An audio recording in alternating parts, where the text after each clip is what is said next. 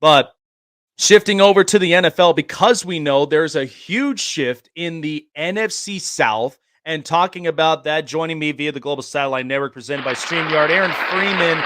All right, so Tom Brady officially retires. The NFC South, it's completely looking different. And we know the Falcons because they've got their bridge quarterback with Marcus Mariota. Then they go and draft Desmond Ridder. Um, what was kind of the plan going into the season with Arthur Smith, knowing that he's an offensive minded coach? He's got to get this team going. But I'll tell you what, I liked with what I saw from Drake London. So I'm excited for what year 2 will be. But how did you kind of project the entirety of the season? And what does that now have to mean for the Falcons going into this offseason and the draft? Yeah, you noted that sorry. You noted that the Falcons kind of had Marcus Mariota as their bridge quarterback. And so we spent most of the summer kind of trying to figure out when were we going to see Desmond Ridder. And unfortunately, I think Tom Brady and the Buccaneers didn't take control of the division like I think a lot of people thought they would. And so we got to the midpoint of the season, and the Falcons were 4-4 and in first place in the NFC South. And all of a sudden it was like, okay, well, I guess we'll just keep rolling with Marcus Mariota and see if we can really make a legit push for the postseason. And I think that kind of really delayed the plan for Desmond Ridder. Although, of course, Arthur Smith would say like, oh, well, he wasn't necessarily ready at that point in time, and we played him at the perfect time, or at least when we thought he was ready to play. And so it did feel like the Falcons didn't get the kind of definitive answer that I think a lot of us were hoping to get on whether or not Desmond Ridder is the guy. He showed a lot of promise, but it's hard to look at a 4-game sample and feel like, okay, well, we can feel really confident moving forward that he's going to be the guy. Although you kind of contrast that with Jalen Hurts' rookie season, where he got 4 starts at the beginning of the year, kind of inconclusive, but the Philadelphia Eagles decide to roll with him. And then 2 years later, they're, 1 drive away from potentially winning a Super Bowl. So that's kind of what I think Falcon fans sort of envision in an ideal world.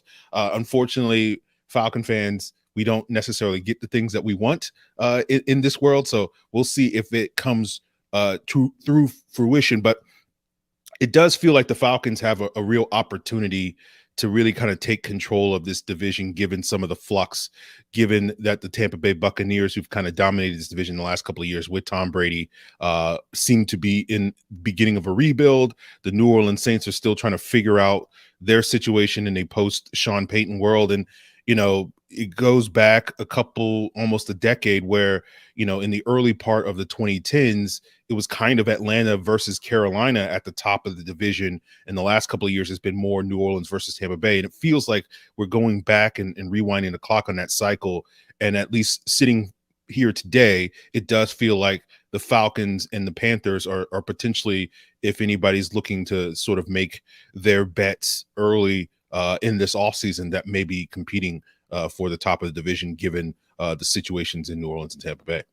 Yeah, and it is interesting because I know the first game that I watched during preseason, it was Falcons against the Lions. And when I watched Desmond Ridder, I was like, okay, he's kind of got something there. He's pretty accurate. He's somebody that I think can distribute the football when he's got a healthy offensive line around him, and he's got real good weapons that could help get him to distribute the football, even yards after catch. So I want to shift to the running back because I watched Cordero Patterson, and I thought he was a real good get for the Atlanta Falcons. And then I watched Tyler Algeier. How have you evaluated his game? Because I feel like in this league, you kind of have to have a 2, possibly a real good running back by committee in this league. How did you kind of see Tyler Algeier really fit himself in with the Falcons? Yeah. Tyler Algier was an interesting draft selection because it felt like kind of like a consolation prize when the Falcons got him in the 5th round. Like they needed to get a younger running back, and Algier was kind of like the best guy available after there was kind of a run of some of the good running backs in the 3rd, 4th round. And so going into the season, I kind of expected him to be part of the rotation, but it kind of felt like it was going to be Cordero Patterson's, role. And we saw him in that week 1 game really dominate the New Orleans Saints. And then a couple of weeks later, he got hurt. And Algier kind of was just okay that first, half of the season. It was just like, yeah, he was out there. He was doing some things. The Falcons running game was very effective, but it was mostly more effective when Cordero Patterson and their third string running back, Caleb Huntley, were in the lineup. And they were like, I think averaging like 5.5, 6 yards per carry in that first, 2 months of the season. Meanwhile, Algier's averaging like 3.9 yards per carry or something like that.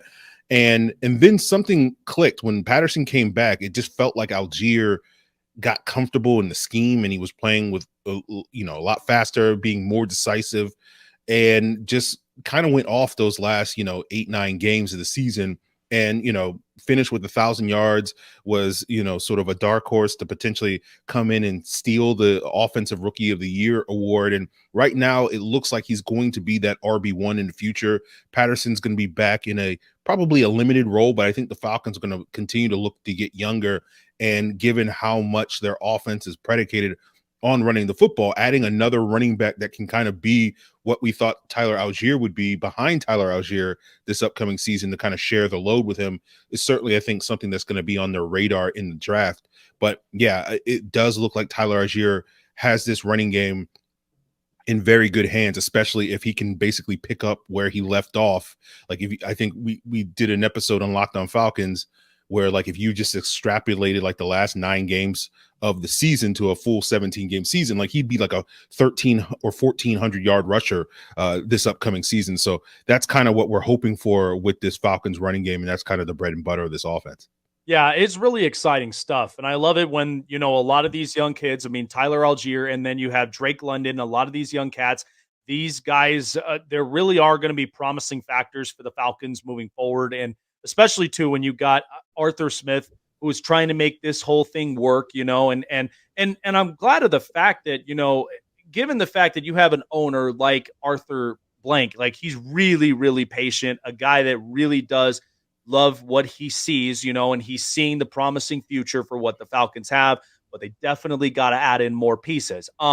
So, I've watched Kyle Pitts now for the last 2 years, and I'd said, coming out of Florida, he was going to be an interesting pick if, in fact, he's in the right scheme. What have you seen Kyle Pitts? Because I'm just kind of like, I'm waiting for like that flashy tight end thing, and has it kind of been difficult for him to really mesh in with this offensive schematic? Like, how have you evaluated this? Yeah, it is an interesting conversation with Kyle Pitts, right? Like, because he came in as a rookie, had 1,000-yard season, was very productive, kind of like one of the best rookie seasons a tight end has had from a production standpoint, at least in yardage, that we've seen in the last 50, 60 years, since I think Mike Ditka set the record for the most yards for a rookie tight end back in like 1960. And so like it felt like Kyle Pitts got off to really promising start. He only had 1 touchdown as a rookie. So it was like, okay, well, we know he can get yards. We just got to get him the ball in the end zone going into year 2. And then you get to year 2, and it really felt like him and Marcus Mariota were just not on the same page at all. And it led, I think, a little bit to when he had opportunities, they couldn't get him the ball. And I don't think that was a scheme issue. I don't think that's a Kyle Pitts issue.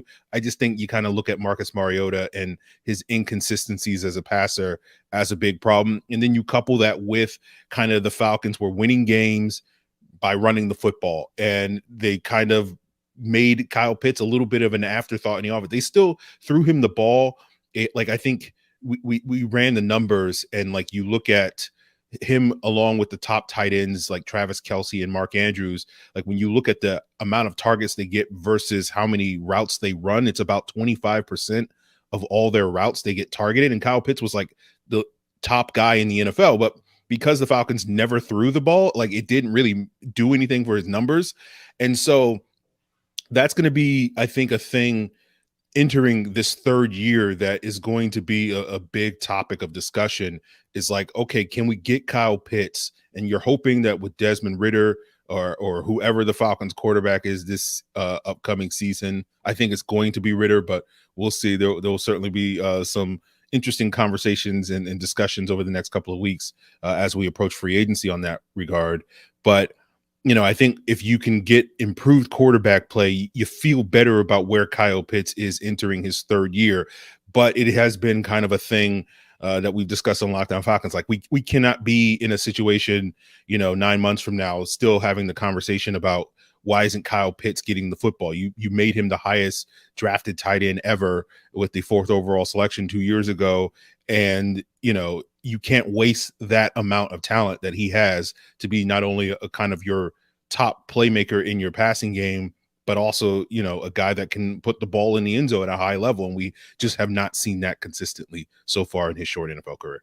Yeah, and you think about it, Atlanta has had a pedigree of tight ends. The fact that they had Tony Gonzalez late in his career where he was still putting up numbers, Algie Crumpler, and then you had Austin Hooper. So, there's times where, I've seen it where I was just kind of like, man, how are they going to really get Kyle Pitts to get going? Because at least being a red zone threat, absolutely. I'd be working on that field of play and, at the very least, make that adjustment to where the Falcons can be dangerous in the red zone to where they could potentially get more opportunities to gain momentum their way and then possibly win football games that way. So free agency is coming up March 15th. I've marked my calendar. I'm excited to see what it'll look like. So there's lots of talks. The Falcons have been talking about, getting close to Jesse Bates from the Cincinnati Bengals. How have you evaluated this offseason with the Falcons with as far as free agency, and who are some targets that you're hoping the Falcons really get aggressive on signing?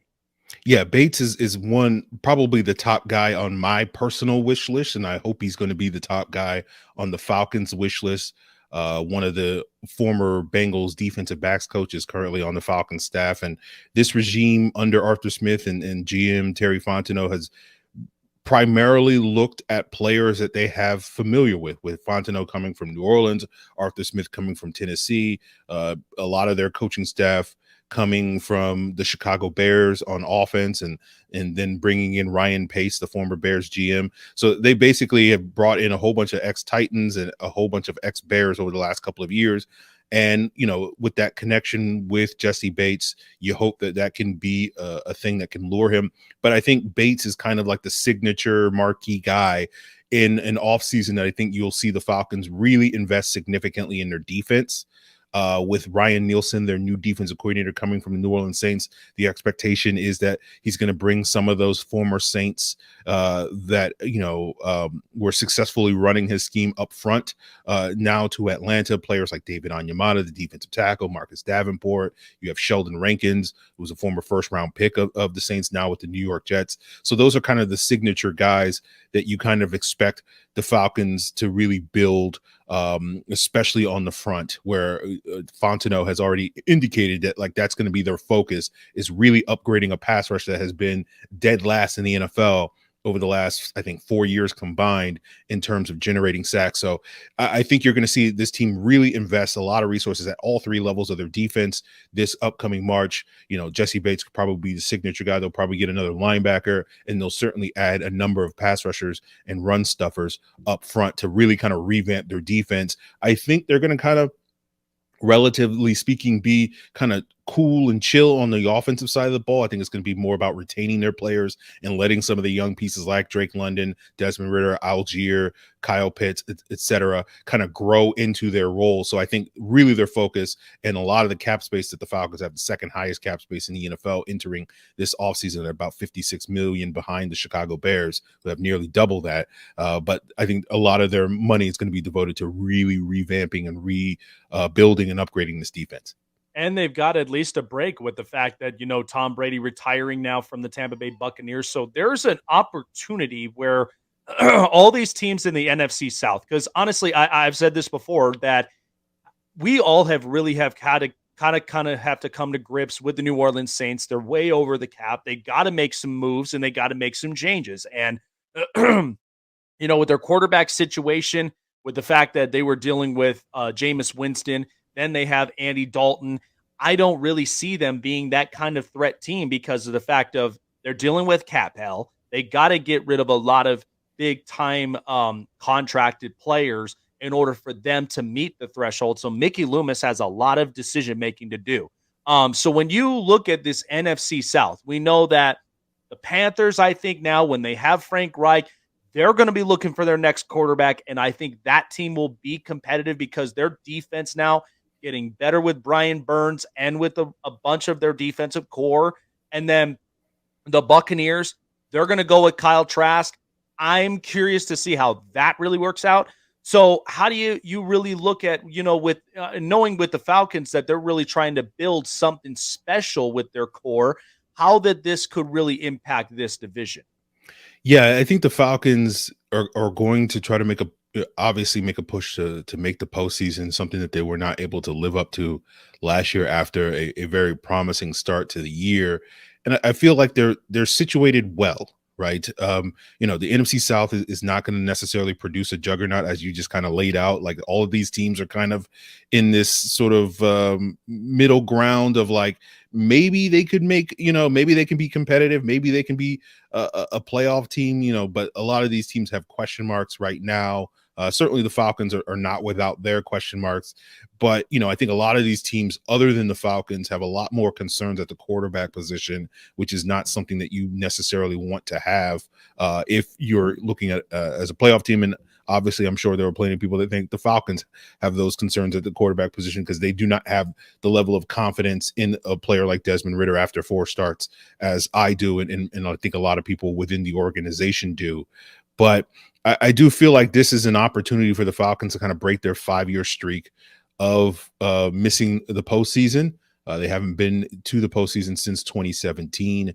And you just kind of look at this division, a lot of these questions as you just kind of laid out. Carolina doesn't necessarily have a quarterback. I do think Carolina, as I mentioned earlier, if they can figure out their quarterback situation, should probably be the team that you kind of look as the front runner to win the division, just because they have kind of established all the pieces around that position, and the Falcons are looking to establish all their pieces, as I just mentioned, trying to build a defense that's going to be competitive. But I think, yeah, I don't know what's going on in Tampa Bay. We'll see what they do. I mean, they're going to still have some good players, the Vita Veas, the Antoine Winfields, but until they can kind of figure out, is Kyle Trask the guy? I'm not that impressed with Kyle Trask, but that feels like a move that you kind of roll with him because you're planning on tanking to get a better quarterback in 2024. And of course, New Orleans is always just constantly in a state of trying to run it back and trying to figure it out. And we'll see if like they land a Derek Carr or somebody along that lines. And I think, to outside people, if they are to land a quarterback like a Derek Carr, that may give some people some confidence to say, okay, well, the Saints are the team to beat just because they have the most established quarterback in the division. But they're going to have to deal with some issues, losing, Michael Thomas probably in all likelihood, losing a lot of the pieces on their defense, potentially this offseason, some of them coming to Atlanta, hopefully. So I think this division is going to be very much in flux, and the Falcons have a golden opportunity to kind of take it to take it into their own hands this upcoming year. Yeah, and it is kind of interesting, and I'll get your thought before we let you go. But last year, what I was really impressed with was, and I live in Vegas, the fact that they were really good against the spread. Yeah. It was really interesting. Are we going to maybe see something like that again with the Falcons?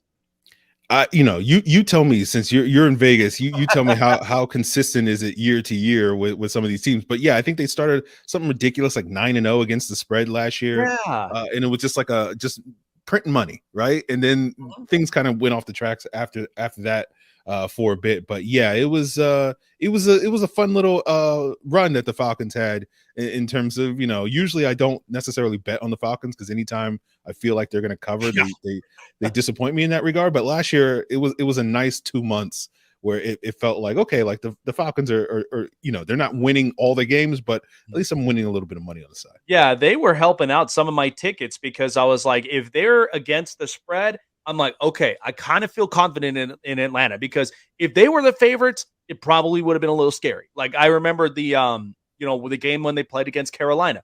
I thought maybe they might try, but once Carolina really just stomped the brakes on them, I was like, yeah, that's where I was like, yeah, kind of something where I know Atlanta, because they'll be in games, and even in games where they try to cover the spread, at least they give you that point amount to where they're kind of looking like that reliable team where they can help your ticket out. So we'll see with how next season will be like for them. But I think, yeah, adjustments on defense is a big thing, especially when you're really trying to get the best out of AJ Terrell and you're really trying to get that secondary to really be a shutdown team, because of the fact of, you watch Tampa Bay's offense. We know it was abysmal last season, but they still got some good names. And several other teams that got some good wide receivers, even Carolina with DJ Moore. I was surprised they still, kept him around, but they're thinking, thank God we kept him around. So it's going to be interesting. The NFC South's really going to have just a big change and a big look on him. So I'm curious to see what next season will be. I appreciate you coming on, Aaron. Where can everybody find you getting locked on those Falcons? Yeah, Locked On Falcons, daily Falcons podcast on whatever podcast platform you want to check us out, including on YouTube. And of course, if you enjoy snarky tweets about the Atlanta Falcons, you can follow me on Twitter at FalcFans. That's FalcFans. And there you go, folks. And of course, too, with the draft coming up, I'd like your opinion on it as a quick little spurt. But what do we see the Falcons taking? Because I'm almost thinking, depending on how free agency, because I know they're going to be up in the, in defense, but I almost kind of see them maybe getting another reliable target after they dealt away Calvin Ridley. Who do you see them as their first pick? I think they'll go defense. It'll either be one of the top pass rushers, a player like Tyree Wilson out of Texas Tech, I think makes a lot of sense. But I'm leaning more towards the secondary, getting another number 2 corner across from AJ Terrell. As you mentioned, I feel like it's either going to be Devon Witherspoon, the corner out of Illinois, or Christian Gonzalez, a corner out of Oregon.